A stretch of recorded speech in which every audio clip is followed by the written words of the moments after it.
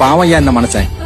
அதிகாரம் நம்மளோட கையில இல்லாம போனதாலதான் தன்னோட இனச்சாவை தடுக்க முடியாம போயிட்டு அப்படின்ற வேதனையில அரசியலுக்கு வந்து மிச்சம் இருக்கிற இனத்துக்காவது எதையாவது செய்ய முடியாதா அப்படின்ற ஏக்கத்தோட எத்தனையோ கேலிகளுக்கும் கிண்டல்களுக்கும் மத்தியில பணத்துக்கும் பதவிக்கும் ஆசைப்பட்டு கூட்டணி அப்படின்ற பேர்ல கொள்கையை விட்டு கொடுக்காம 12 வருஷமா எத்தனையோ தேர்தலை சந்திச்சும் அதுல ஒண்ணுல கூட ஜெயிக்க முடியாம பிச்சை எடுத்து கட்சியை நடத்திக்கிட்டு தன்னோட இனமானமும் இந்த மண்ணையும் மக்களையும் மட்டுமே தன்னோட உசுரா நேசிச்சுக்கிட்டு இந்த மக்களுக்காக ஏதாவது செஞ்சிட மாட்டோமா அப்படின்ற ஏக்கத்துல அடிவயிறு கலங்குற மாதிரி மேடை போட்டு கத்திக்கிட்டு இருக்காரு.